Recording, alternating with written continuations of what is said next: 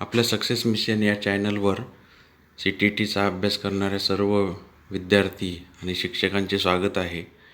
तर आज आपण एक महत्त्वाचा मुद्दा अभ्यासणार आहोत. तर CTETच्या पेपरमध्ये 150 मार्कापैकी 30 गुण हे बालमानसशास्त्राला दिलेले असतात. तर बालविकास व शिक्षणशास्त्र म्हणजे चाइल्ड डेव्हलपमेंट अँड पेडागॉगी यासाठी 30 गुण दिलेले असतात आणि 30 प्रश्न त्यावर दिलेले असतात.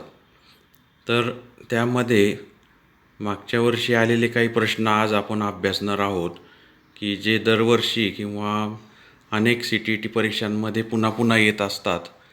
तर असे 15 प्रश्न आज आपण अभ्यासणार आहोत. तर असेच अनेक व्हिडिओ, अनेक प्रश्न आपण जे CTETला नेहमी येत असतात, तर असे अनेक व्हिडिओ आपण या चॅनलमार्फत तुमच्यापर्यंत पोहोचवणार आहोत. त्यामुळे तुम्हाला अभ्यासामध्ये नक्कीच मदत होणार आहे. तर तुम्ही या चॅनलला अजून सबस्क्राईब केलं नसेल तर नक्की करा आणि हा व्हिडिओ जर आवडला तर त्याला नक्कीच लाईक करा, शेअर करा आणि या चॅनलला सबस्क्राईब जर केलं नसेल तर करा, म्हणजे तुम्हाला नवीन नवीन व्हिडिओ जे आम्ही टाकू त्याचं नोटिफिकेशन येत राहील. आता बालविकास व शिक्षणशास्त्र यावर 30 प्रश्न येतात, तर त्यातले 15 प्रश्न आपण आज अभ्यासणार आहोत. तर पहिला प्रश्न जो आहे तो म्हणजे the most critical period of acquisition and development of language is prenatal period, early childhood, middle childhood, adolescence. तो म्हणजे भाषा के अर्जन एवं विकास के लिए सर्वाधिक संवेदनशील अवधि कौन सी है? जन्मपूर्व अवधि, प्रारंभिक बाल्यावस्था, मध्य बाल्यावस्था, किशोरावस्था. तर आता CTETमध्ये 2 भाषांमध्ये प्रश्न विचारले जातात, इंग्लिश आणि हिंदीमध्ये. तर तुम्हाला हिंदी भाषेचं सुद्धा थोडं ज्ञान असणं आवश्यक आहे, किंवा इंग्लिशमध्ये तुम्ही प्रश्न समजावून घेतला पाहिजे किंवा हिंदीमध्ये समजावून घेतला पाहिजे. तर याच्यामध्ये लँग्वेज डेव्हलपमेंट कधी होते, भाषेचा अर्जन किंवा विकास केव्हा होतो? तर प्रारंभिक बाल्यावस्थामध्ये म्हणजेच अर्ली चाइल्डहुडमध्ये लँग्वेज डेव्हलपमेंट होत असते किंवा भाषा अर्जन होत असतं. त्यानंतर दुसरा प्रश्न, which of the following is a stage of moral development propose by Lawrence Kohlberg? Latency stage, the social contract orientation, concrete operational stage, industry versus imperative stage. निम्नलिखित में से कौन सी लॉरेन्स कोहलबर्ग के द्वारा प्रस्तावित नैतिक विकास की एक अवस्था है?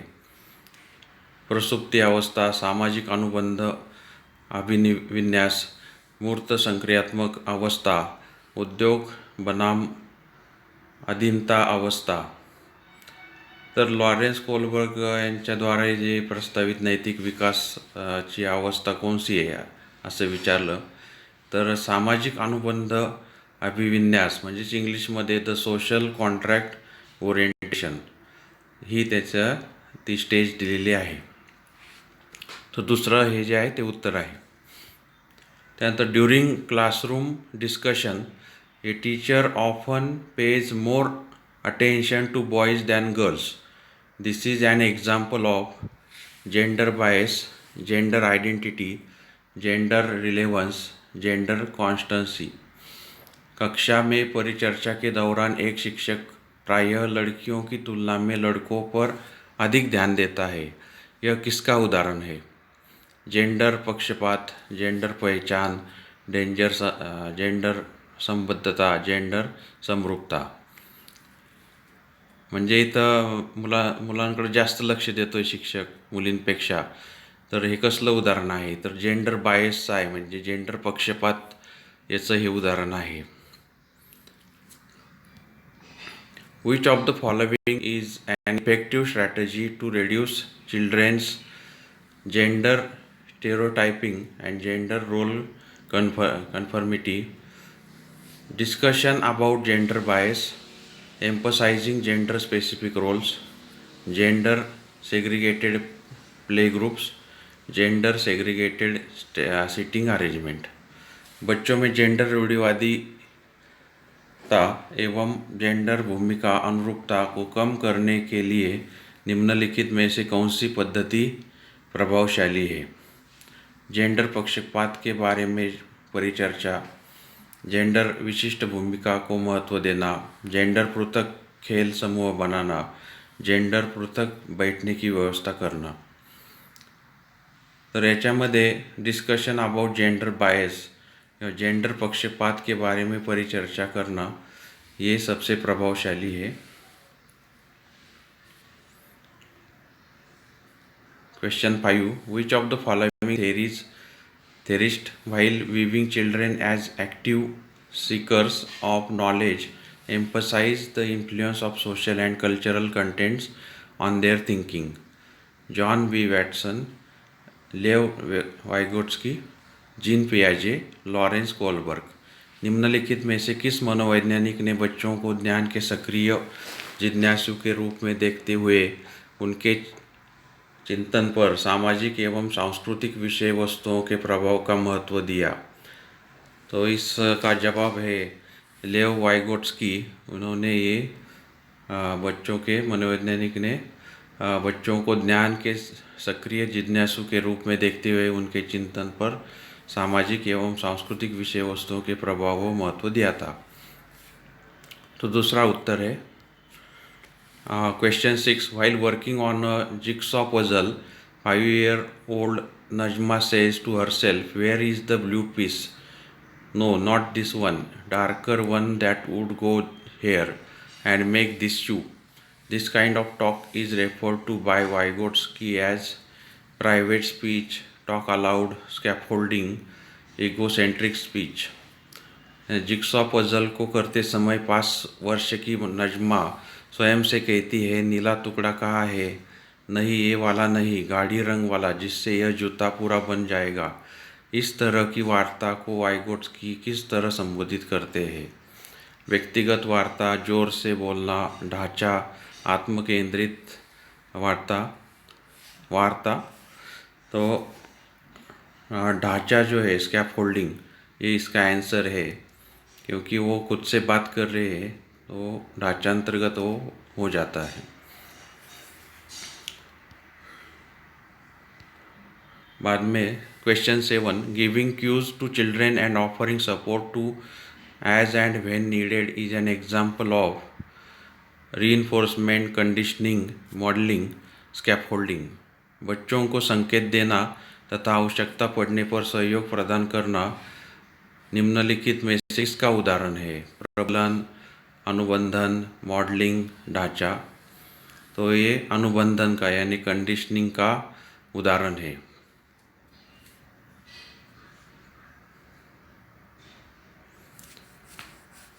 Which of the following behavior change characterize the concrete operational stage as proposed by Jean Piaget?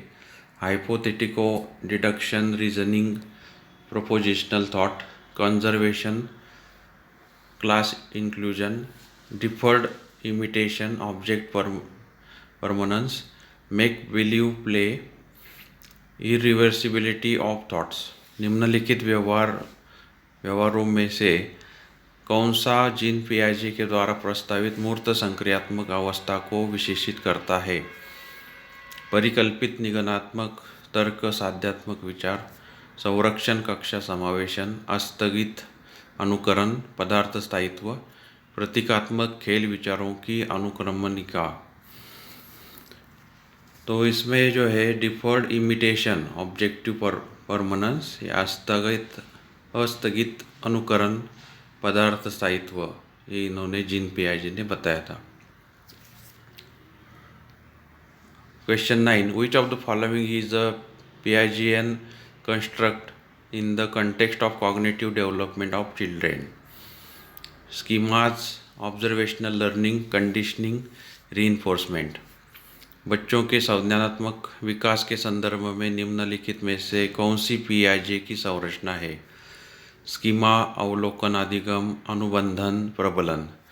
तो पीआईजे ने कंडीशनिंग या को उस पर ज़्यादा जोर दिया था, या अनुबंधन को। Question 10, primary objective of assessment should be assigning rank to students, understanding children's clarity and confusions about related concept, labeling students as per their score, marking pass or fail in the report card। आकलन का प्राथमिक उद्देश्य क्या होना चाहिए, या मूल्यांकन का प्राथमिक उद्देश्य क्या होना चाहिए? जो मूल्यांकन हम करते हैं स्टूडेंट का, उसका उद्देश्य क्या होना चाहिए? विद्यार्थियों के लिए श्रेणी निश्चित करना, संबंधित अवधारणाओं के बारे में बच्चों की स्पष्टता तथा भ्रांतियों को समझना, विद्यार्थियों के प्राप्तांकों के आधार पर उनको नामांकित करना, रिपोर्ट कार्ड में उत्तीर्ण या अनुत्तीर्ण अंकित करना। तो ऐसे सवाल में ऐसे आप आंसर इजीली फाइंड आउट कर सकते हैं। तो understanding children's clarity and confusion about related concept, यानी संबंधित अवधारणाओं के बारे में बच्चों की स्पष्टता तथा भ्रांतियों को समझना, ये उद्देश्य होता है। Which of the following statement about intelligence is correct? Intelligence is a fixed ability determined at the time of birth only.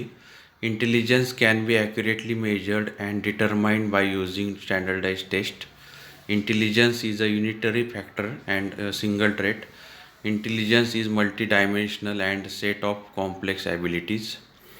निम्नलिखित कथनों में से कौन सा बुद्धि के बारे में सही है? बुद्धि एक निश्चित योग्यता है जो जन्म के समय ही निर्धारित होती है। बुद्धि को मानकीकृत परीक्षणों के प्रयोग से सटीक रूप से मापा एवं निर्धारित किया जा सकता है। बुद्धि एक एकात्मक कारक तथा एक एकाकी विशेषक है। बुद्धि बहुआयामी है तथा जटिल योग्यताओं का एक समूह है। तो ये जो चौथा है वो इसका आंसर है। बुद्धि बहुआयामी है तथा जटिल योग्यताओं का एक समूह है। Ruhi always think of multiple solutions to a problem, many of which are original solutions. Ruhi is displaying characteristics of an creative thinker, convergent thinker, rigid thinker, egocentric thinker। Ruhi हमेशा समस्या के एकाधिक समाधानों के बारे में सोचती है। इनमें से काफ़ी समाधान मौलिक होते हैं। रूही किन गुणों का प्रदर्शन कर रही है? यानी रूही नाम की एक छात्र है, वो क्या करते हैं कि अनेक समाधान ढूंढ लेती है एक समस्या का, तो और वो भी मौलिक होते हैं, तो उसको क्या बोलेंगे? तो सृजनात्मक विचारक, अभिसारिक विचारक, अनन्य विचारक, आत्मकेंद्रित विचारक। तो इसमें क्रिएटिव थिंकर है वो, यानी सृजनात्मक विचारक है। Question 13, in a situation of less participation of students belonging to a deprived group in teaching learning process, a teacher should ask the children to withdraw from school, accept this situation as it is, lower her expectation from such student, reflect on her own teaching and find ways to improve students' involvement। शिक्षण अधिगम प्रक्रिया में वंचित समूह से संबंधित विद्यार्थियों के द्वारा सहभागिता कम होने की स्थिति में एक शिक्षक को क्या करना चाहिए? सब बच्चों को विद्यालय छोड़ने के लिए कहना चाहिए। इस स्थिति को जैसी है स्वीकार कर लेना चाहिए। इन विद्यार्थियों से अपनी अपेक्षाओं को कम करना चाहिए। अपनी शिक्षण पद्धति पर विचार करना चाहिए तथा बच्चों की सहभागिता में सुधार करने के लिए इन नए तरीके ढूंढने चाहिए। तो जो चौथा ऑप्शन है वो इसका आंसर है, क्योंकि इसमें आप इजीली ढूंढ सकते हैं आंसर कि वो चौथा ही आंसर है। In an inclusive classroom, a teacher dash individualized education plan should not prepare, should occasionally prepare, should actively prepare, should discourage the preparation of. तो एक समावेशी कक्षा में एक शिक्षक को विशिष्ट शैक्षिक योजनाओं को तैयार करना चाहिए, कभी कभी तैयार करना चाहिए, सक्रिय रूप से तैयार करना चाहिए, तैयार करने के लिए हतोत्साहित होना चाहिए। तो इसका जो आंसर है वो शुड एक्टिवली प्रिपेयर, यानी सक्रिय रूप से तैयार करना चाहिए। समावेशी कक्षा यानी सब तरह के बच्चे उस कक्षा में होते हैं, यानी कोई बहुत होशियार होता है, कोई ज़रा कम होशियार होता है, या कोई बिल्कुल ही उसको समझ में नहीं आता है। तो इसके लिए क्या करना चाहिए? तो इसका आंसर 3 है। अभी क्वेश्चन 15 है, the primary characteristics of children with dyslexia includes attention deficit disorders, divergent thinking, fluency in reading, inability to read fluently, engaging in repetitive locomotor actions। पठन वैफल्य बच्चों के प्राथमिक लक्षण क्या है? न्यून अवधान विकार, अपसारी चिंतन, पढ़ने में धारा प्रवाहिता, धारा प्रवाह पढ़ने की अक्षमता, एक ही गति विषयक कार्य को बार बार दोहराना।